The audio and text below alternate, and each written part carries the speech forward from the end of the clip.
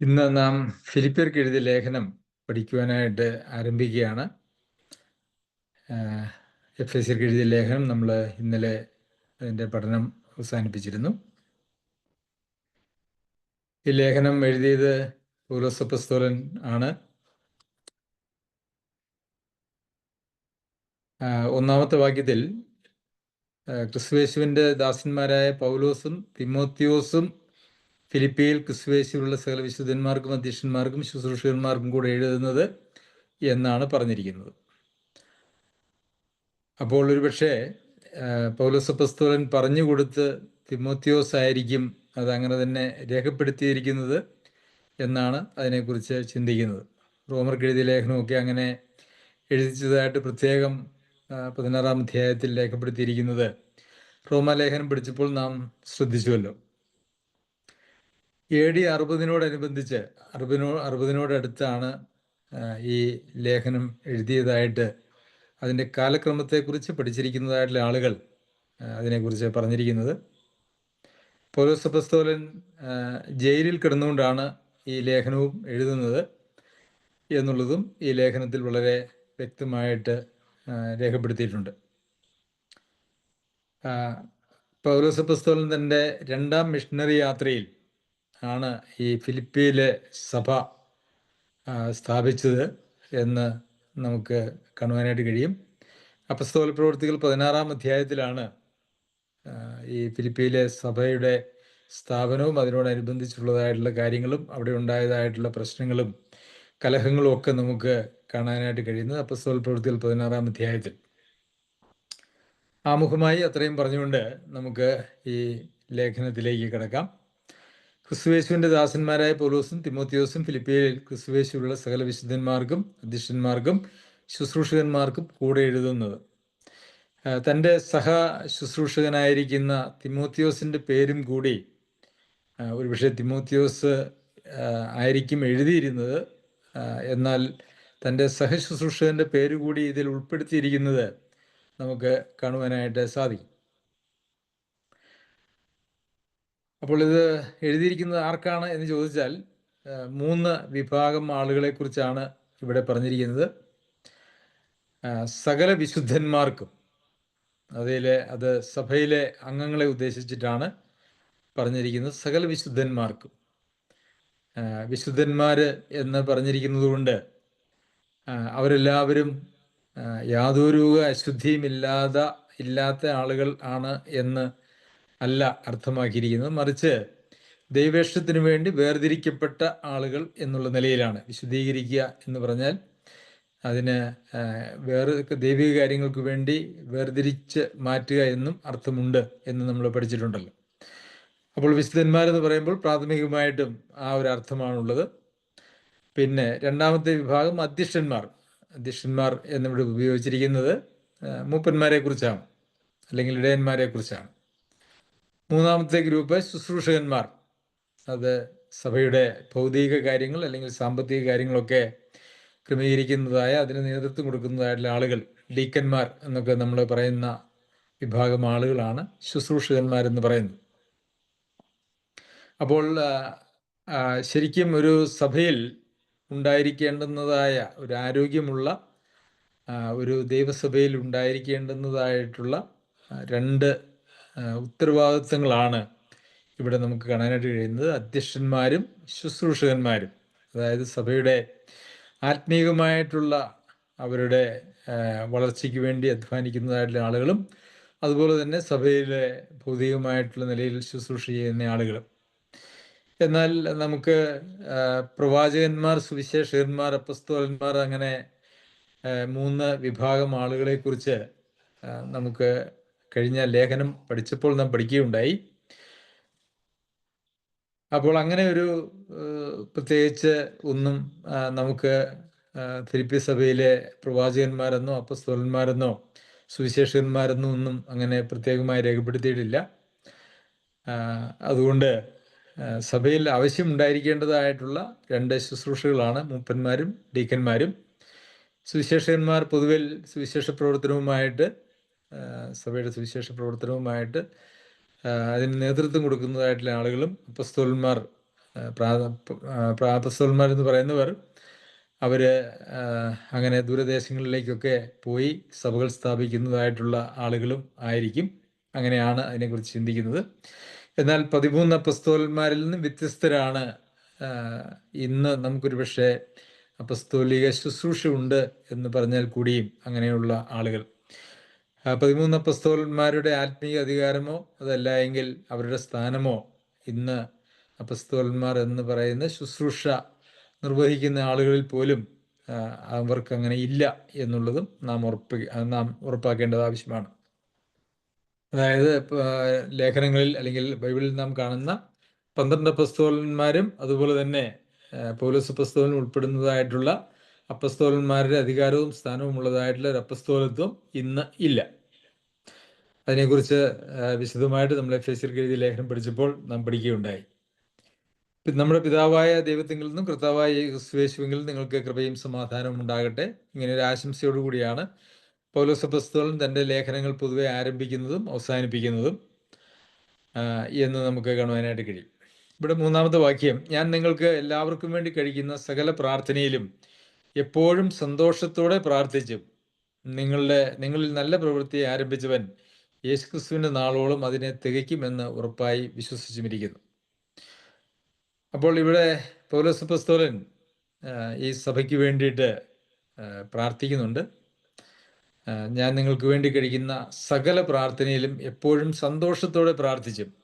എന്തുകൊണ്ടാണ് പൗലോസ് അപ്പസ്തോലന് ഫിലിപ്പിയിലെ സഭയെക്കുറിച്ച് ഓർക്കുമ്പോൾ സന്തോഷത്തോടെ പ്രാർത്ഥിക്കുവാൻ അല്ലെങ്കിൽ അവർക്ക് വേണ്ടി സ്തോത്രം ചെയ്യുവാനായിട്ട് കഴിയുന്നത്? ഫിലിപ്പിയിലെ സഭ, അവരെക്കുറിച്ച് നാം തുടർന്ന് പഠിക്കുമ്പോൾ നമുക്ക് കാണുവാനായിട്ട് കഴിയുന്ന കാര്യം, അവർ വളരെ ആത്മീകരായിട്ടുള്ള ആളുകളും ഒക്കെ ആയിരുന്നു. കൊരിന്തിലെ സഭയെക്കുറിച്ച് ഇങ്ങനെ നമുക്ക് കാണുവാനായിട്ട് കഴിയുന്നില്ല. എന്നാൽ ഇവരെക്കുറിച്ച് ഓർക്കുമ്പോൾ പൗലോസ് അപ്പസ്തോലന് വളരെ സന്തോഷമുണ്ട്. അത് എന്തുകൊണ്ടാണ് എന്ന് ചോദിച്ചാൽ നമുക്ക് മനസ്സിലാക്കാൻ കഴിയുന്നത് അവരുടെ ആത്മീയമായിട്ടുള്ള താല്പര്യവും ഉത്സാഹവും അവരുടെ ക്രിസ്തീയ ജീവിതത്തിൻ്റെ ആ ഒരു നിലവാരവും ഒക്കെ ആയിരിക്കാം അതിനുള്ള കാരണങ്ങൾ. അവരെ പല കാര്യങ്ങളിലും പുകഴ്ത്തുന്നത് നമുക്ക് ഈ ലേഖനം മുമ്പോട്ട് പഠിച്ചു പോകുമ്പോൾ നമുക്ക് കാണുവാനായിട്ട് കഴിയും. അപ്പോൾ സന്തോഷത്തോടെ അവർക്ക് വേണ്ടി പ്രാർത്ഥിക്കുന്നു. അതിനുശേഷം 4-ാമത്തെ വാക്യത്തിൽ, നിങ്ങളിൽ നല്ല പ്രവൃത്തിയെ ആരംഭിച്ചവൻ ക്രിസ്തുവിൻ്റെ നാളോളം അതിനെ തികയ്ക്കും എന്ന് ഉറപ്പായി വിശ്വസിച്ചുമിരിക്കുന്നു. അപ്പോൾ ഇവിടെ നിങ്ങളിൽ നല്ല പ്രവൃത്തിയെ ആരംഭിച്ചു എന്ന ഒരു പദമാണ് നമുക്ക് കാണാനായിട്ട് കഴിയുന്നത്. ഇത് ഒരുപക്ഷെ ഈ സഭ സ്ഥാപിതമായതിനു ശേഷം 10-15 വർഷം കഴിഞ്ഞിട്ടാണ് ഈ ലേഖനം എഴുതുന്നത്. അപ്പോഴും അവരോട് പറയുന്നത്, നിങ്ങൾ നല്ല പ്രവൃത്തി ആരംഭിച്ചവൻ അത് ക്രിസ്തുവിൻ്റെ നാളോളം തികയ്ക്കും. ഒരു വിശ്വാസിയുടെ ജീവിതത്തിലെ അല്ലെങ്കിൽ വീണ്ടും ജന്മം പ്രാപിച്ച ഒരു ദൈവപൈതലിൻ്റെ ജീവിതത്തിലെ ആ ദൈവാത്മാവിൻ്റെ ശുദ്ധീകരണ പരിപാടി അല്ലെങ്കിൽ അവരെ ഉപയോഗിച്ചുള്ള ദൈവിക പരിപാടി എന്ന് പറയുന്നത് യഥാർത്ഥത്തിൽ വീണ്ടും ജന്മം മുതൽ ക്രിസ്തുവിൻ്റെ നാളോളം, അല്ല എങ്കിൽ ഒരു മനുഷ്യൻ്റെ മരണം വരെ നീണ്ടു നിൽക്കുന്നതായ ഒരു പ്രക്രിയയാണ്. ഇവിടെ യേശുക്രിസ്തുവിൻ്റെ നാളോളം അതിനെ തികയ്ക്കുമെന്ന് ഉറപ്പായി വിശ്വസിച്ചിരിക്കുന്നു എന്ന് എഴുതിയിരിക്കുന്നതിൻ്റെ കാരണം എന്ന് പറയുന്നത്, ആ കാലഘട്ടത്തിൽ തന്നെ കർത്താവായ യേശുക്രിസ്തുവിൻ്റെ 2ാം വരവും ഉണ്ടാകും എന്നുള്ള ഒരു പ്രത്യാശയായിരുന്നു 1-ാം നൂറ്റാണ്ടിലെ വിശ്വാസികൾക്ക് പൊതുവെ ഉള്ളത് എന്ന് നമുക്ക് കാണാം. അപ്പോൾ അതുകൊണ്ട് ആണ് ക്രിസ്തുവിൻ്റെ നാളോളം അതിനെ തികയ്ക്കും എന്ന് ഉറപ്പായി വിശ്വസിച്ചിരിക്കുന്നു എന്ന് എഴുതുവാനായിട്ടുള്ള കാരണം. അപ്പോൾ നിങ്ങളിൽ നല്ല പ്രവൃത്തിയെ ആരംഭിച്ചവൻ. അപ്പോൾ ഒരു വ്യക്തി മാനസാന്തരപ്പെട്ട് കർത്താവിൽ വിശ്വാസം അർപ്പിച്ച് തന്നെ ത്യജിച്ച് തന്നെ കർത്താവിന് ഏൽപ്പിച്ചു കൊടുക്കുമ്പോഴാണ് അവരിൽ ഒരു നല്ല പ്രവൃത്തി ആരംഭിക്കുന്നത്. പലപ്പോഴും നാം ഇതിനു മുമ്പും അതിനെക്കുറിച്ച് ചിന്തിച്ചിട്ടുള്ളതാണ്. ഒരാൾ രക്ഷിക്കപ്പെട്ട് കഴിഞ്ഞാൽ പിന്നെ നമ്മളുടെ ജീവിതത്തിലെ ശുദ്ധീകരണം അല്ലെങ്കിൽ വിശുദ്ധീകരണം എന്ന് പറയുന്നത് നമ്മളുടെ ഒരു ഉത്തരവാദിത്വമാണ് എന്നുള്ള നിലയിലാണ് പൊതുവെ ആളുകൾ ചിന്തിക്കുന്നത്. അതൊരു പരിധിവരെ അതിൽ സത്യവുമുണ്ട്. എന്നാൽ നമ്മളുടെ സഹകരണം കൂടാതെ ദൈവത്തിന് ഒന്നും ചെയ്യുവാനായിട്ട് കഴിയുകയില്ല. എന്നാൽ നമ്മൾ ചെയ്യുന്ന പ്രവൃത്തി അത് പിതാവ് ചെയ്യുന്നതായിട്ടുള്ള ഒരു പ്രവൃത്തിയാണ്. തൻ്റെ ആത്മാവിനെ അയച്ച് നമ്മുടെ ഹൃദയങ്ങളിൽ ആത്മാവിനെ അയച്ച് നമ്മെ മുദ്രയിട്ട് നമ്മളെ സൂക്ഷിച്ച് ആ ആത്മാവിനാൽ നമുക്ക് വേണ്ടുന്നതായിട്ടുള്ള ആലോചനകളും ദൈവവചനത്തിൻ്റെ വെളിച്ചവും ഒക്കെ തന്ന് നമ്മെ ഓരോ ദിവസവും വഴി നടത്തുക എന്ന് പറയുന്നത് അത് ദൈവം വെച്ചിരിക്കുന്നതായിട്ടുള്ള ഒരു ക്രമീകരണമാണ്. നാം അതിനോട് സഹകരിക്കുക എന്നുള്ളതാണ് യഥാർത്ഥത്തിൽ നമ്മളുടെ ഉത്തരവാദിത്വം എന്ന് പറയുന്നത്. എങ്ങനെയാണ് സഹകരിക്കുന്നതെന്ന് ചോദിച്ചാൽ പൗലോസ് അപ്പോസ്തലൻ ഈ ലേഖനം മുമ്പോട്ട് പോകുമ്പോൾ നമുക്ക് കാണാം. അതുപോലെ തന്നെ മറ്റ് ലേഖനങ്ങളിലും താൻ എഴുതിയിരിക്കുന്നത്, ഞാനല്ല ഇനി ജീവിക്കുന്നത്, ക്രിസ്തുവാണ് എന്നിൽ ജീവിക്കുന്നത്. ഞാൻ ഇതാ ക്രിസ്തുവിനോട് കൂടെ ക്രൂശിക്കപ്പെട്ടിരിക്കുന്നു. അതായത് നമ്മുടെ ഇഷ്ടങ്ങളും നമ്മുടെ താല്പര്യങ്ങളും നമുക്ക് വേണ്ടിയുള്ള ജീവിതവും ഒക്കെ വിട്ടിട്ട് കർത്താവിന് വേണ്ടി നാം ജീവിക്കുമ്പോൾ അതിനുവേണ്ടി നമ്മെ തന്നെ പൂർണ്ണമായും ഏകപക്ഷീയമായിട്ട് ദൈവസന്നിധിയിൽ സമർപ്പിച്ചു കൊടുക്കുമ്പോൾ ആണ് നമ്മളിൽ ഈ ദൈവാത്മാവിൻ്റെ പ്രവർത്തനം നടക്കുന്നത്. അല്ല, അത് തന്നെയാണ് കർത്താവ് പറഞ്ഞത്, തന്നെ ത്യജിച്ച് നാൾ തോറും ക്രൂശുമെടുക്കാത്തവന് എൻ്റെ ശിഷ്യനായിരിക്കുവാനായിട്ട് കഴിയുകയില്ല. അപ്പോൾ നാൾ തോറും ക്രൂശെടുക്കുകയും തന്നെ ത്യജിച്ച് കർത്താവിൻ്റെ സന്നിധിയിൽ കീഴടങ്ങിയിരുന്ന് അല്ലെങ്കിൽ യേശുവിൻ്റെ കർത്തൃത്വത്തിന് വിധേയപ്പെട്ട് ജീവിക്കുമ്പോൾ നമ്മളിൽ രൂപാന്തരം വരുത്തുന്നത് അതൊരു ദൈവീക പരിപാടിയാണ്. അതുകൊണ്ടാണ് നിങ്ങളിൽ നല്ല പ്രവൃത്തിയെ ആരംഭിച്ചവൻ ക്രിസ്തുവിൻ്റെ നാളോളം അതിനെ തികയ്ക്കുമെന്ന് ഉറപ്പായി വിശ്വസിച്ചിരിക്കുന്നു എന്ന് എഴുതിയിരിക്കുന്നത്. ഇതിനോട് സമാനമായിട്ടുള്ള ഒരു വേദഭാഗം നമുക്ക് 2-ാം അധ്യായത്തിലും കാണുവാനായിട്ട് കഴിയും. അതിൻ്റെ 12-ഉം 13-ഉം വാക്യങ്ങൾ നാം വായിച്ചാൽ, അതുകൊണ്ട് പ്രിയമുള്ളവരെ, നിങ്ങൾ എല്ലായ്പ്പോഴും അനുസരിച്ചതുപോലെ ഞാൻ അരികത്തിരിക്കുമ്പോൾ മാത്രമല്ല ഇന്ന് ദൂരത്തിരിക്കുമ്പോൾ ഏറ്റവും അധികമായി ഭയത്തോടും വിറയലോടും കൂടെ നിങ്ങളുടെ രക്ഷയ്ക്കായി പ്രവർത്തിപ്പിൻ എന്നെഴുതിയിട്ട് അടുത്തത്, ഇച്ഛിക്കുക എന്നതും പ്രവർത്തിക്കുക എന്നതും ദൈവമല്ലോ നിങ്ങളിൽ ദൈവമല്ലോ തിരുവുള്ളമുണ്ടായിട്ട് പ്രവർത്തിക്കുന്നത്. അപ്പോൾ പ്രവർത്തിക്കുക, രക്ഷയ്ക്കായി പ്രവർത്തിപ്പിൻ എന്ന് പറഞ്ഞതിന് ശേഷം തൊട്ടടുത്ത് പറയുന്നത് ഇച്ഛിക്കുക എന്നതും പ്രവർത്തിക്കുക എന്നതും നിങ്ങളിൽ ദൈവമല്ലോ തിരുവുള്ളമുണ്ടായിട്ട് പ്രവർത്തിക്കുന്നത്. അപ്പോൾ ഇവിടെ രക്ഷയ്ക്കായി പ്രവർത്തിപ്പിനെന്ന് എഴുതിയിരിക്കുന്നത് കൊണ്ട് പ്രവൃത്തികളിലൂടെയാണ് രക്ഷ എന്ന് നമുക്ക് ചിന്തിക്കേണ്ടതായിട്ടുള്ള ആവശ്യമില്ല. പ്രവൃത്തികളിലൂടെ അല്ല മനുഷ്യൻ്റെ രക്ഷ എന്നുള്ളത് നാം ഓർക്കണം. വിശ്വാസത്താൽ മാത്രമാണ് മനുഷ്യൻ്റെ രക്ഷ. എന്നാൽ ആ വിശ്വാസം പ്രവൃത്തികളിലൂടെ വെളിപ്പെട്ട് വരേണ്ടത് ആവശ്യമാണ്. ഈ 12-ാമത്തെ വാക്യവും 13-ാമത്തെ വാക്യവും അത് നാം ചേർത്ത് വായിക്കുമ്പോൾ, അത് അടുത്തടുത്തുള്ള വാക്യങ്ങൾ തന്നെയാണല്ലോ, ചേർത്ത് വായിക്കുമ്പോൾ പ്രവൃത്തി എന്ന് പറയുന്നത് നമ്മളുടെ വിശ്വാസ ജീവിതത്തിൽ ഉളവാകേണ്ടതായ ആവശ്യമുണ്ട്. കാരണം നിങ്ങളുടെ രക്ഷയ്ക്കായി പ്രവർത്തിപ്പിൻ എന്ന് പറഞ്ഞതിന് ശേഷം തൊട്ടടുത്ത് പറയുന്നത് ഇച്ഛിക്കുക എന്നതും പ്രവർത്തിക്കുക എന്നതും നിങ്ങളിൽ ദൈവമല്ലോ തിരുവുള്ളമുണ്ടായിട്ട് പ്രവർത്തിക്കുന്നത്. അപ്പോൾ പ്രവൃത്തി എന്തായാലും വേണം. അതൊരു മനുഷ്യൻ്റെ ആത്മരക്ഷയോടുള്ള ബന്ധത്തിലല്ല, മറിച്ച് അവർ വിശ്വസിച്ച് ആത്മരക്ഷ പ്രാപിച്ച ആളുകളായതുകൊണ്ട് അവരുടെ വിശ്വാസത്തിൻ്റെ പ്രതിഫലനമായ അതിൻ്റെ ഫലമായ അല്ലെങ്കിൽ അവരുടെ വിശ്വാസം അവരുടെ പ്രവൃത്തികളിലൂടെ വെളിപ്പെടേണ്ടതായിട്ടുള്ള ആവശ്യമുണ്ട് എന്നുള്ളതാണ്. അപ്പോൾ നമ്മളിൽ നല്ല ഇച്ഛ തരുന്നതും ആ ഇച്ഛയ്ക്ക് അനുസരിച്ച് പ്രവർത്തിക്കുവാനായിട്ടുള്ള ശക്തിയും നമ്മളിൽ പ്രദാനം ചെയ്യുന്നതും ദൈവമാണ്. അതാണ് ഇച്ഛിക്കുക എന്നതും പ്രവർത്തിക്കുക എന്നതും നിങ്ങൾ ദൈവമല്ലോ തിരുവുള്ളമുണ്ടായിട്ട് പ്രവർത്തിക്കുന്നത് എന്ന് പറഞ്ഞതിൻ്റെ ഉദ്ദേശം. ഇതിനു വേണ്ടിയിട്ടാണ് ദൈവം നമ്മളിൽ ദൈവാത്മാവിനെ നൽകിയിരിക്കുന്നത്. ആത്മാവിനെ അനുസരിച്ച് നടക്കണമെന്നൊക്കെ നമ്മളോട് പറഞ്ഞിരിക്കുന്നതിൻ്റെ പശ്ചാത്തലം എന്ന് പറയുന്നത് ഇതാണ്. അപ്പോൾ നമ്മുടെ പ്രവൃത്തി, വിശ്വാസത്തിൻ്റെ പ്രവൃത്തി അല്ലെങ്കിൽ വിശ്വസിച്ചിരിക്കുന്നത് കൊണ്ട് നമ്മളിൽ നിന്ന് ഉളവാകേണ്ടതായിട്ടുള്ള പ്രവൃത്തിയെ സംബന്ധിച്ച് നമുക്ക് വലിയ ഉത്തരവാദിത്വമുണ്ട്. അത് നമുക്ക് നിസ്സാരമായിട്ട് കണക്കാക്കാൻ കഴിയുന്ന കാര്യമല്ല. അതിനെക്കുറിച്ച് പൗലോസ് അപ്പോസ്തലൻ പറയുന്നത്, അതുകൊണ്ട് പ്രിയമുള്ളവരെ, അപ്പോൾ ഇവരെക്കുറിച്ച് പ്രാർത്ഥിക്കുമ്പോൾ പൗലോസ് അപ്പോസ്തലന് വളരെ സന്തോഷമുണ്ട്, ഇവരെക്കുറിച്ച് വലിയ പ്രത്യാശയുണ്ട്. കാരണം ക്രിസ്തുവിൻ്റെ നാളോളം ദൈവം അവരിൽ ആരംഭിച്ചതായിട്ടുള്ള പ്രവൃത്തി തികയ്ക്കും എന്നുള്ളതായിട്ടുള്ള പ്രത്യാശയും പൗലോസപ്പോസ്തലനുണ്ട്. എങ്കിലും പൗലോസപ്പോസ്തലന്റെ വാക്കുകൾ, പ്രിയമുള്ളവരെ, നിങ്ങൾ എല്ലായ്പ്പോഴും അനുസരിച്ചതുപോലെ. അപ്പോൾ പൗലോസപ്പോസ്തലൻ പഠിപ്പിച്ചതായിട്ടുള്ള കാര്യങ്ങളൊക്കെ ഈ ഫിലിപ്പിയിലെ വിശ്വാസികൾ അവരുടെ ജീവിതത്തിൽ അനുസരണമായിട്ട് രൂപാന്തരപ്പെട്ടിട്ടുണ്ട്, അല്ലെങ്കിൽ അനുസരണത്തിന്റെ തലത്തിലേക്ക് വന്നിട്ടുണ്ട്.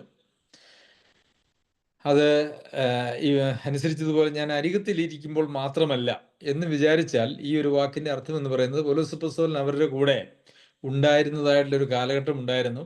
ഏകദേശം 1.5 വർഷമാണ് ഫിലിപ്പിയിൽ പൗലോസപ്പോസ്തലൻ ഉണ്ടായിരുന്നത് എന്നാണ് അതിനെക്കുറിച്ച് ചിന്തിക്കുന്നത്. ഈ 1.5 വർഷമല്ല, ചില മാസങ്ങൾ മാത്രമേ അവിടെ ഉണ്ടായിരുന്നുള്ളൂ. അങ്ങനെ അടുത്തുണ്ടായിരുന്നപ്പോൾ, ചില മാസങ്ങൾ പൗലോസപ്പോസ്തലൻ അവരോട് കൂടി ഉണ്ടായിരുന്നപ്പോൾ പോലും പൗലോസപ്പോസ്തലൻ പറഞ്ഞിരുന്നതായ, ഉപദേശിച്ചതായിട്ടുള്ള കാര്യങ്ങളൊക്കെ അവര് അനുസരിച്ചിരുന്നു. അത് വളരെ പ്രസക്തമായ ഒരു കാര്യമാണ്.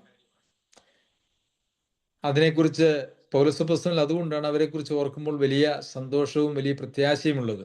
താൻ അവരോട് കൂടിയിരുന്ന് അവരെ പഠിപ്പിച്ചതായിട്ടുള്ള സമയത്ത് അവരതനുസരിക്കുന്നതിൽ വളരെ ഉത്സാഹികളായിരുന്നു. അവര് ദൈവത്തോട്, അല്ലെങ്കിൽ ദൈവജനത്തോട്, അല്ലെങ്കിൽ ദൈവാത്മാവിനോട് അവര് സഹകരിച്ചു എന്നുള്ളതാണ് യാഥാർത്ഥ്യം. എന്നാൽ നമുക്ക് ഈ കാലഘട്ടത്തിലെ സഭകളിലേക്ക് നാം ഒന്ന് ശ്രദ്ധിച്ചാൽ, നമ്മളുടെ തന്നെ ഓരോരുത്തരുടെയും ജീവിതത്തിലേക്ക് നാം ഒന്ന് കണ്ണോടിച്ചാൽ, ഈ അനുസരണത്തിൻ്റെ കാര്യത്തിൽ നമ്മൾ ഏത് തലത്തിലാണ് നിൽക്കുന്നത് എന്നുള്ളത് ഒരു വലിയ ചോദ്യചിഹ്നമാണ്. ഞാൻ നിങ്ങളോട് കൂടെ ഉണ്ടായിരുന്നപ്പോൾ, അല്ലെങ്കിൽ ഞാൻ അരികത്തിരിക്കുമ്പോൾ നിങ്ങൾ എല്ലായ്പ്പോഴും അനുസരിച്ചു. പൗലോസ് പറഞ്ഞ എന്തെങ്കിലും കാര്യങ്ങൾ പൗലോസിനെ അനുസരിച്ചു എന്നുള്ള നിലയിലല്ല, പൗലോസ് അവരെ ഉപദേശിച്ചതായിട്ടുള്ള ദൈവവചനത്തിന് അവർ വിധേയപ്പെട്ട് അത് അവരുടെ പ്രവർത്തന തലത്തിലേക്ക് കൊണ്ടുവന്നു എന്നാണ് അതുകൊണ്ട് അവിടെ ഉദ്ദേശിച്ചിരിക്കുന്നത്. ആ ഒരു അനുസരണത്തിന്റെ തലം ഇന്ന് വിശ്വാസഗോളത്തിൽ ആളുകൾക്ക് അശേഷം ഇല്ലാത്ത ഒരു സാഹചര്യം നമുക്ക് കാണുവാനായിട്ട് സാധിക്കും. അത് എന്താണ് കാരണമെന്ന് ചോദിച്ചാൽ, വിശ്വാസ ജീവിതത്തെക്കുറിച്ച് തന്നെ ഉള്ള മനുഷ്യന്റെ കാഴ്ചപ്പാട് ബൈബിളിലെ പ്രമാണത്തിൽ നിന്നും ഏറെ ദൂരെ പോയി എന്നുള്ളതാണ്. ഇന്നത്തെ കാഴ്ചപ്പാട് പ്രകാരം പൊതുവിൽ ആളുകളെ ചിന്തിക്കുന്നത്, കർത്താവായ യേശുക്രിസ്തുവിനെ രക്ഷിതാവായി സ്വീകരിക്കുക, അതിനുശേഷം സഭായോഗങ്ങൾക്ക് പോവുക, ബൈബിൾ വായിക്കുക, പ്രാർത്ഥിക്കുക, പിന്നെ എന്തെങ്കിലും സാമ്പത്തികമായിട്ടുള്ള കാര്യങ്ങളിൽ കൂട്ടായ്മ കാണിക്കുക, പിന്നെ കഴിയുന്നത് പോലെയൊക്കെ, നമ്മളെ കൊണ്ട് കഴിയുന്നത് പോലെയൊക്കെ ഒരു നല്ല ജീവിതം ജീവിക്കുക. പിന്നെ വളരെ ഗൗരവമായിട്ടുള്ള പാപമായിട്ട് പലപ്പോഴും ആളുകൾ കാണുന്നത്, സഭയിൽ ആളുകൾ കാണുന്നത് പുകവലി, മദ്യപാനം, പിന്നെ വ്യഭിചാരം, മോഷണം, അതുപോലെയുള്ള ചില കാര്യങ്ങളാണ്. എന്നാൽ സഭയിലെ ഐക്യത്തെക്കുറിച്ചോ, അല്ല എങ്കിൽ ആളുകളുടെ വ്യക്തി ജീവിതത്തിലെ വിശുദ്ധിയെക്കുറിച്ചോ, ദ്രവ്യാഗ്രഹത്തെക്കുറിച്ചോ, സ്വസ്നേഹത്തെക്കുറിച്ചോ, സ്വാർത്ഥതയെക്കുറിച്ചോ ഒന്നും ആളുകൾ പഠിക്കുന്നതുമില്ല. പൊതുവെ അതൊന്നും ഒരു വിഷയമല്ല. കാരണം ഇങ്ങനെയുള്ളതായ പാപ സ്വഭാവങ്ങൾ വളരെ വ്യാപകമായിട്ടുണ്ട് എന്നുള്ളത് കൊണ്ട് അതിനെക്കുറിച്ച് ആരും പ്രത്യേകിച്ച് ബോധേഡല്ല. അതിനെക്കുറിച്ച് ആർക്കും പ്രത്യേകിച്ച് കൺസേൺ ഇല്ല, അല്ലെങ്കിൽ വലിയ ഭാരമൊന്നും ഇല്ല എന്നുള്ളതാണ്. പ്രിയമുള്ളവരെ, അത് അല്ല ക്രിസ്തീയ ജീവിതം അല്ലെങ്കിൽ സഭാജീവിതം എന്ന് പറയുന്നത്. ദൈവത്തിൻ്റെ കൽപ്പനകൾ, ദൈവത്തിന് കൽപ്പനകൾ എന്നുള്ളതിനേക്കാൾ കൽപ്പന അനുസരിക്കുന്നത്, കൽപ്പിച്ചുകൊണ്ട് അനുസരിച്ചു എന്നുള്ളതല്ല, ദൈവം നമ്മെ സ്നേഹിക്കുന്നത് കൊണ്ടും ആ സ്നേഹത്തിൽ നിന്നുളവാകുന്നതായിട്ടുള്ള അനുസരണമാണ് നമുക്ക് വേണ്ടത്. അപ്പോൾ നാം ദൈവവചനത്തിൽ നമുക്ക് ലഭിക്കുന്നതായിട്ടുള്ള നിർദ്ദേശങ്ങൾ, അല്ലെങ്കിൽ നാം മനസ്സിലാക്കുന്നതായിട്ടുള്ള കാര്യങ്ങൾ അനുസരിക്കുവാനായിട്ട് നമുക്ക് താല്പര്യമില്ല. കൂടെ കേട്ട് നമ്മുടെ ഹൃദയം അതിനോട് തഴമ്പിച്ചു പോയി നമ്മുടെ പഴയ ശീലങ്ങൾ തന്നെയാണ് നമ്മെ മുമ്പോട്ട് നയിക്കുന്നതെങ്കിൽ അതിൻ്റെ അർത്ഥം നാം ഈ കർത്താവിനെ സ്നേഹിക്കുന്നില്ല. നാം സ്നേഹിക്കുന്ന ഒരു പക്ഷെ നമ്മെ തന്നെയോ, അല്ലെങ്കിൽ നമ്മുടെ ഇഷ്ടാനിഷ്ടങ്ങളെയോ അങ്ങനെയൊക്കെയാണ്. അതല്ലാതെ ദൈവത്തെ സ്നേഹിക്കുന്ന, ദൈവിക പരിപാടികളെ, ദൈവസഭയെ സ്നേഹിക്കുന്ന, ദൈവജനത്തെ സ്നേഹിക്കുന്നതായിട്ടുള്ള ഒരു പരിപാടിയിലല്ല നാം ഉള്ളത് എന്നുള്ളതാണ്.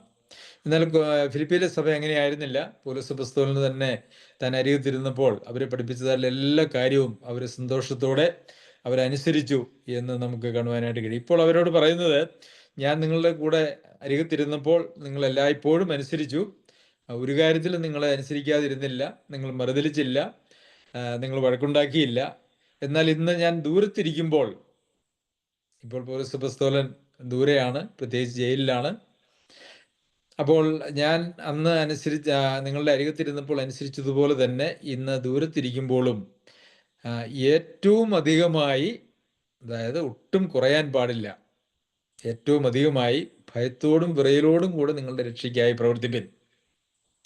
നമുക്കറിയാം, മറ്റുള്ളവരുടെ മുമ്പിൽ നമുക്ക് ഇരിക്കുമ്പോൾ, നാം മറ്റുള്ളവരുടെ മുമ്പിൽ, പ്രത്യേകിച്ച് സഭാ ശുശ്രൂഷ ചെയ്യുന്ന ആളുകളുടെയോ അല്ലെങ്കിൽ നമ്മുടെ വിശ്വാസികളുടെയൊക്കെ മുമ്പിൽ നമ്മുടെ ജീവിതം എന്ന് പറയുന്ന ഒരല്പം നിയന്ത്രിച്ചായിരിക്കും. നമ്മുടെ വാക്കുകളൊക്കെ വളരെ നിയന്ത്രിച്ച്, സംസാരങ്ങളൊക്കെ നിയന്ത്രിച്ച് ഒക്കെ ആയിരിക്കും പലപ്പോഴും ഇടപെടുന്നത്.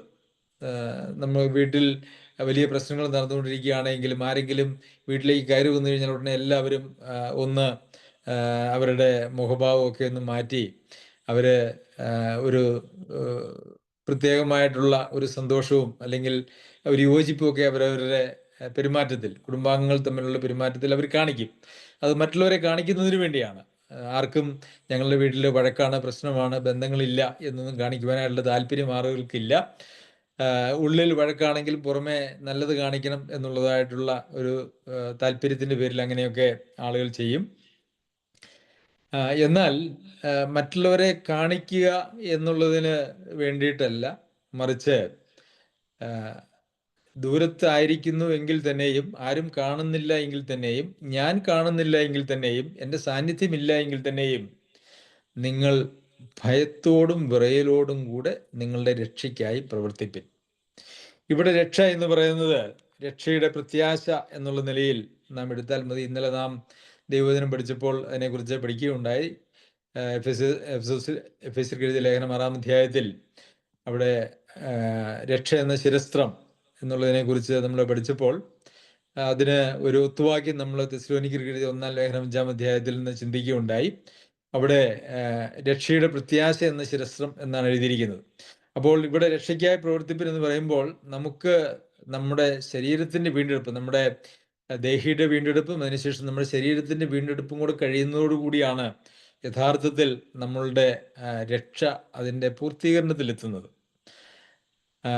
രക്ഷിക്കപ്പെട്ടു, രക്ഷിക്കപ്പെട്ടുകൊണ്ടിരിക്കുന്നു, രക്ഷിക്കപ്പെടും, ഈ 3 വാക്കുകളും നമുക്ക് ദൈവവചനത്തിൽ കാണുവാനായിട്ട് കഴിയുമല്ലോ. അതിനെക്കുറിച്ചൊക്കെ നാം പല പ്രാവശ്യം ചിന്തിച്ചിട്ടുള്ളതാണ്. അപ്പോൾ സുവിശേഷം നമ്മൾ ചെയ്യുന്നത് നമ്മെ ഒരു ദൈവവുമായിട്ടുള്ള ബന്ധത്തിലേക്ക് കൊണ്ടുവന്ന് വീണ്ടും ജനനം പ്രാപിച്ച് നമ്മെ വിശുദ്ധീകരിച്ച് നമ്മളുടെ ശരീരത്തിൻ്റെ വീണ്ടെടുപ്പ് വരെയുള്ള എല്ലാ ഉൾപ്പെടുന്നതാണ് യഥാർത്ഥത്തിൽ സുവിശേഷം നമ്മുടെ ജീവിതത്തിൽ ചെയ്യുന്നതായിട്ടുള്ളൊരു കാര്യം. അപ്പോൾ അതിനു വേണ്ടിയിട്ട് നമ്മൾ രക്ഷിക്കപ്പെട്ടു അല്ലെങ്കിൽ വീണ്ടും ജനനം പ്രാപിച്ചു എന്ന് പറഞ്ഞാൽ നമ്മളൊരു സ്റ്റെപ്പ് എടുത്തു വെച്ചു എന്നാണ് അതിൻ്റെ അർത്ഥം. അതിനുശേഷം ശരീരത്തിൻ്റെ വീണ്ടെടുപ്പ് വരെ അല്ലെങ്കിൽ നമ്മുടെ മരണം വരെ, കർത്താവ് വരുവാൻ താമസിച്ചാൽ നമ്മളുടെ മരണം വരെ ഈ രക്ഷയുടെ പ്രത്യാശയിൽ നിലനിന്നുകൊണ്ടുള്ള ഒരു വിശ്വാസത്താലുള്ള ജീവിതമുണ്ട്. അതിലൊത്തിരി പ്രവൃത്തികളുണ്ട്. ആ പ്രവൃത്തികൾ നമ്മുടെ ജഡത്തിൽ നിന്ന് നാം ആലോചിച്ച് എന്തെങ്കിലുമൊക്കെ ചെയ്യുന്നതായിട്ടുള്ള പ്രവൃത്തികളല്ല, മറിച്ച് നമ്മളിലുള്ള വിശ്വാസത്തിൻ്റെ ഫലമായിട്ട് നമ്മളിൽ ഉളവാകുന്ന പ്രവൃത്തികളാണ്. നമ്മുടെ ജഡത്തിൽ നിന്ന് നമുക്ക് പല കാര്യങ്ങളും, ഞാനൊരു രക്ഷിക്കപ്പെട്ട ആളാണ് അല്ലെങ്കിൽ ദൈവത്തിലാണ്, ഇപ്പം എന്തെങ്കിലുമൊക്കെ ചെയ്യണം, എന്നാൽ പിന്നെ ഇന്നതൊക്കെ ചെയ്തേക്കാം, അത് ചെയ്തില്ലേ ഒരു മോശമല്ലേ, ഇനി സ്വർഗത്തിൽ ഒരു പ്രതിഫലമൊന്നും ഇല്ലാതെ പോയാൽ എന്താ ചെയ്യുന്നത്, അങ്ങനെയൊക്കെയുള്ള ഒരു ചിന്ത കൊണ്ട് നമ്മുടെ ജഡത്തിൽ നിന്ന്, നമ്മുടെ സ്വാർത്ഥതയിൽ നിന്ന്, അല്ലെങ്കിൽ പേരോ പ്രശസ്തിയോ കിട്ടാനൊക്കെ ആയിട്ട് നമുക്ക് പല കാര്യങ്ങളും ചെയ്യുവാനായിട്ട് കഴിയും. അതൊന്നും ദൈവം അതൊന്നും നമ്മുടെ വിശ്വാസത്തിൻ്റെ ഫലമായിട്ട് വരുന്നു എന്നുള്ളത് നമുക്ക് പറയുവാനായിട്ട് കഴിയുകയില്ല. നമ്മുടെ വിശ്വാസത്തിൻ്റെ ഫലമായിട്ടുള്ള പ്രവൃത്തികൾ അല്ലെങ്കിൽ വിശ്വാസത്തിൻ്റെ പ്രവൃത്തികൾ എന്ന് പറയുന്നത് നമ്മളുടെ സ്വഭാവത്തിൽ വരുന്നതായിട്ടുള്ള രൂപാന്തരത്തിൽ നിന്ന് ഉളവാകുന്ന പ്രവൃത്തികളാണ്. നാം അതിനെക്കുറിച്ച് പലപ്പോഴും ചിന്തിച്ചിട്ടുണ്ട്. കരുണ കാണിക്കുക എന്ന് പറയുന്നത് അല്ലെങ്കിൽ പരോപകാരം എന്നൊക്കെ പറയുന്നത് ആത്മാവിൻ്റെ ഫലം എന്ന് പറയുന്നതിൽ ഉൾപ്പെട്ട കാര്യമാണല്ലോ. അപ്പോൾ അത് ആത്മാവിൻ്റെ ഫലമാണ് എങ്കിൽ ഈ പരോപകാരം അല്ലെങ്കിൽ സൗമ്യത, സ്നേഹം എന്നൊക്കെ പറയുന്നത് നമ്മളിൽ നിന്നും സ്വാഭാവികമായിട്ട് ഉളവാകുന്ന ഒരു കാര്യമായിട്ടിരിക്കുന്നു. അതല്ലാതെ അത് മനഃപൂർവ്വം നമ്മൾ എന്തെങ്കിലും ചെയ്യുന്ന കാര്യമായിട്ടല്ല. നമ്മളൊരു സ്വഭാവത്തിൻ്റെ രൂപാന്തരമാണ് യഥാർത്ഥത്തിൽ കർത്താവ്, പിതാവായ ദൈവം തൻ്റെ ആത്മാവിലൂടെ നമ്മിൽ വസിച്ചുകൊണ്ട് ചെയ്യുന്നത്. അപ്പോൾ നമ്മളിലൊരു സ്വഭാവ രൂപാന്തരം വന്നിട്ടില്ല, മറിച്ച് നാം എന്തെങ്കിലുമൊക്കെ പ്രത്യേകമായിട്ട് ആലോചിച്ച് തീരുമാനിച്ചുറപ്പിച്ച് എന്തെങ്കിലുമൊക്കെ വല്ലപ്പോഴും എന്തെങ്കിലുമൊക്കെ ചെയ്യുന്നു, വിശ്വാസിയാണല്ലോ എന്നുള്ള നിലയിൽ ചെയ്യുന്നു എന്ന് വരുന്നത്, അത് വിശ്വാസത്തിൻ്റെ പ്രവൃത്തിയല്ല, അത് ജഡത്തിൽ നിന്നുള്ള പ്രവൃത്തിയാണ്. അങ്ങനെയുള്ള പ്രവൃത്തികളെക്കുറിച്ചാണ് അത് തീയിലൂടെ ശോധന കഴിക്കുമ്പോൾ വെന്തു പോകും, ഒന്നും ബാക്കി ഉണ്ടാകുകയില്ല എന്ന് പറയുന്നത്. എന്നാൽ വിശ്വാസത്തിൽ നിന്നുള്ള പ്രവൃത്തികൾ നമ്മളിൽ ഉളവാകുന്നത് അത് ദൈവാത്മാവിൻ്റെ ശക്തി കൊണ്ട് ആണ്, ദൈവാത്മാവിൻ്റെ പ്രവർത്തനമാണ്. ആ ഒരു കാര്യമാണ് ഇച്ഛിക്കുക എന്നതും പ്രവർത്തിക്കുക എന്നതും ദൈവമല്ലോ തിരുവുള്ളം ഉണ്ടായിട്ട് നിങ്ങൾ പ്രവർത്തിക്കുന്നത് എന്ന് പറയുന്നത് കൊണ്ട് ഉദ്ദേശിക്കുന്നത്. അപ്പോൾ ഇവിടെ നിങ്ങളുടെ രക്ഷയ്ക്കായി പ്രവർത്തിക്കണം എന്ന് പറയുമ്പോൾ അത് നമ്മളോടുള്ള ഒരു കൽപ്പനയാണ് എന്ന് വെച്ചാൽ നമ്മളുടെ സഹകരണത്തോടു കൂടി മാത്രമേ ദൈവാത്മാവിന് നമ്മളിൽ പ്രവർത്തിക്കുവാനായിട്ട് കഴിയുള്ളൂ. നാം ദ്രവ്യാഗ്രഹികളും സ്വസ്നേഹികളുമായിട്ട് നാം തീർന്നാൽ, നാം സൗമ്യതയില്ലാത്തവരും നിഗളികളുമായിട്ട് കഴിഞ്ഞാൽ നമ്മളിൽ ഒരു ദൈവിക പരിപാടിക്ക് ഒരിക്കലും സാധിക്കുകയില്ല. നാം നിരന്തരം അനുദിനം നമ്മളുടെ ജീവിതത്തിൽ മാനസാന്തരപ്പെട്ട് നമ്മെ തന്നെ ദൈവിക പരിപാടിക്ക് വേണ്ടി ഏൽപ്പിച്ചു കൊടുക്കുമ്പോഴാണ് ദൈവത്തിന് നമ്മുടെ ഉള്ളിൽ പ്രവർത്തിക്കുവാനായിട്ട് കഴിയുന്നത്. പൗലോസ് അതിനെക്കുറിച്ച് പറയുമ്പോൾ നമുക്ക് ഏറ്റവും നല്ല ഒരു ഉദാഹരണം നമുക്ക് കാണുവാനായിട്ട് കഴിയുന്നത് പൗലോസ് അപ്പോസ്തലൻ്റെ ഒരു വാക്കാണ്, ഞാൻ ഏറെ അധ്വാനിച്ചു. അപ്പോൾ പൗലോസ് അപ്പോസ്തലൻ പറയുന്നത് ഞാൻ ഏറെ അധ്വാനിച്ചു. എന്നാൽ അടുത്ത വാക്യം പറയുന്നത് എന്നാൽ ഞാനല്ല, എന്നോട് കൂടെയുള്ള ദൈവകൃപയത്രേ. അപ്പോൾ പൗലോസ് അപ്പോസ്തലൻ്റെ ഒരു ഉത്തരവാദിത്വവും പൗലോസ് അപ്പോസ്തലൻ തന്നെ ദൈവിക പരിപാടിക്കായിട്ട് ഏൽപ്പിച്ചു കൊടുത്തപ്പോൾ ദൈവത്തിൻ്റെ കൃപ, ദൈവത്തിൻ്റെ ആത്മാവ് തന്നിൽ കൂടി പ്രവർത്തിച്ചു. അപ്പോൾ ദൈവാത്മാവിൻ്റെ ശക്തിയാലും കൃപയാലും ആലോചനയാലും നമ്മളിൽ നിന്നുളവാകുന്നതായിട്ടുള്ള പ്രവൃത്തികളാണ് വിശ്വാസത്തിൻ്റെ പ്രവൃത്തികൾ എന്ന് പറയുന്നത്. അത് നമ്മളുടെ സ്വഭാവത്തിൻ്റെ രൂപാന്തരത്തിൽ നിന്നാണ്. പക്ഷെ അത് ഭയത്തോടും വിറയലോടും കൂടെ ചെയ്യണമെന്നുള്ളതാണ്. ക്രിസ്തീയ ജീവിതത്തെ വളരെ ലാഘവത്തോടു കൂടി എടുത്തിരിക്കുന്ന ഒരു കാലഘട്ടത്തിലാണ് നാം എല്ലാവരും ജീവിക്കുന്നത്. ഒരുപക്ഷെ നമ്മളൊക്കെ ആയിരുന്ന സഭയിൽ അങ്ങനെ ഒരു പരിചയം, ഒരു തെറ്റായിട്ടുള്ള പരിചയം, ശീലം, അതുപോലെ തന്നെ നമ്മളുടെ ബന്ധുക്കളോ സുഹൃത്തുക്കളോ അല്ലെങ്കിൽ പരിചയക്കാരോ ഒക്കെ പോകുന്നതായിട്ടുള്ള സഭകളുമായിട്ടുള്ള പരിചയങ്ങൾ, അതുപോലെ തന്നെ ഇന്ന് സാമൂഹിക മാധ്യമങ്ങളിലൂടെ നാം കാണുന്നതും കേൾക്കുന്നതുമായിട്ടുള്ള കാര്യങ്ങളൊക്കെ നമ്മെ കൊണ്ട് എത്തിച്ചിരിക്കുന്നത് ഒരു ലാഘവത്തോടു കൂടി എടുക്കുന്നതായിട്ടുള്ള ഒരു ക്രിസ്തീയ ജീവിത ശൈലിയിലേക്കാണ്. പ്രിയമുള്ളവരെ, അത് ദൈവമൊട്ടും താല്പര്യപ്പെടുന്നതായിട്ടുള്ളൊരു കാര്യമല്ല. ക്രിസ്തീയ ജീവിതം വളരെ നാം ഗൗരവത്തോടെ എടുക്കേണ്ടുന്നതായിട്ടുള്ള കാര്യമാണ്. ഭയത്തോടും വിറയലോടും കൂടെ നാം നമ്മളുടെ ജീവിതത്തെ ദൈവത്തിന് ദൈവിക പരിപാടിക്ക് ഏൽപ്പിച്ചു കൊടുക്കുമ്പോൾ മാത്രമേ നമ്മളിലൂടെ ഒരു പ്രവർത്തനം ദൈവാത്മാവിന് ചെയ്യുവാനായിട്ട് കഴിയുള്ളൂ. അതുകൊണ്ട് നമ്മളിൽ ഒരു നല്ല പ്രവൃത്തി ആരംഭിച്ചോ എന്നുള്ളതൊരു ചോദ്യമാണ്. ഒരു പക്ഷേ നമ്മൾ നമ്മെ തന്നെ ഒന്ന് പരിശോധിക്കേണ്ടത് ആവശ്യമാണ്. നാം രക്ഷിക്കപ്പെട്ടിട്ട് എത്രയോ വർഷങ്ങളായി, 10, 5, 10, 15, 20, 30, 40, 50 ഇത്രയൊക്കെ വർഷങ്ങൾ നാം രക്ഷിക്കപ്പെട്ടിട്ടായതിനു ശേഷവും നമ്മളിൽ ഒരു നല്ല പ്രവൃത്തി ആരംഭിച്ചിട്ട് അത് എത്രത്തോളം നാം എത്തി എന്നൊന്ന് പരിശോധിക്കേണ്ടത് ആവശ്യമാണ്. നാം തുടങ്ങിയെടുത്ത് തന്നെയാണ് നിൽക്കുന്നതെങ്കിൽ യഥാർത്ഥത്തിൽ ആ ദൈവിക പരിപാടിയിലേക്ക് നാം കടന്നിട്ടുണ്ടോ എന്നുള്ളത് ഭയത്തോടെ നമ്മളൊന്ന് ശ്രദ്ധിക്കണം.